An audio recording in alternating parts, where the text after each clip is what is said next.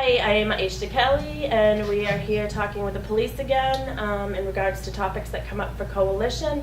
And I am here with Chief Stillman and Deputy Chief Carmichael.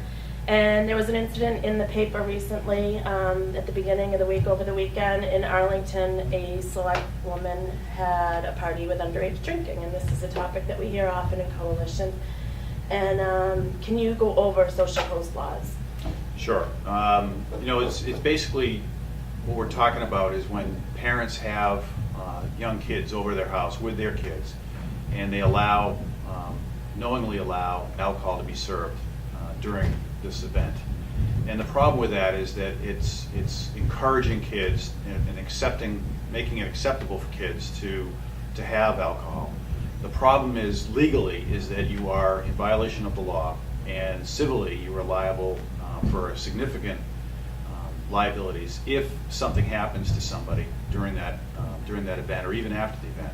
And what we've seen is in Walpole, this is situations we see, is kids will obviously they'll get intoxicated, they'll either drive away intoxicated, get into accidents, which has happened, and there's also been sexual assaults have taken place during the event.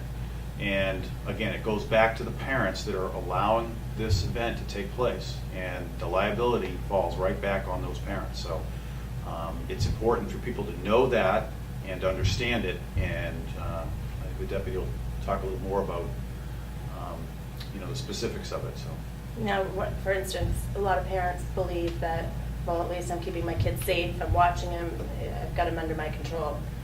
What are your thoughts on that? Right. Some of the parents, they have the belief that if the kids are in their home and they're drinking and they're under the parent's supervision, that kind of helps out with the problem. But as you know, with the coalition, what we've tried to convey is that, as parents and as adults and even in our job, we try to let them know that you're actually helping them initiate to a substance, and you're helping them initiate to a substance that's illegal. And that also is going to have an effect on their perception of harm. Kids, if they believe that the parents are going to allow it in the house, and they're believing that it's okay to drink in the house, that their perception of harm will go down. So that can help cause other problems later on. And the other thing is we want to delay the age of onset, or even prevent it if we can. Our job should be to prevent them from initiating. And if not, we want to delay that age of onset as long as possible. So allowing the kids to drink in the house at younger ages when they're not supposed to be doing it until they're 21 could have an effect later on. And a lot of what we've learned as well, I just went to the conference for MIAA, and if you start drinking when you're 15 and your parents act like it's okay, that's the wrong message, and it affects your brain. And, Right. and you have a better chance of becoming an addict or an alcoholic. Right. And the law, Chapter 138 does allow the parents or the grandparents to allow their own children to drink on their premises, or where they own the premises. But it doesn't extend to having other people there drink and consume alcohol on the property. The other thing is the law, the criminal part of the law covers furnishing, which means knowingly or intentionally basically allowing kids to drink in the house. You don't technically have to provide it. It doesn't have to actually start from the house, but furnishing means basically knowing and allowing it to happen. So if they have knowledge that it is occurring in the house, then you're technically in violation of that criminal law. Are there any tips for parents on what to look for if you have a group of kids over the house?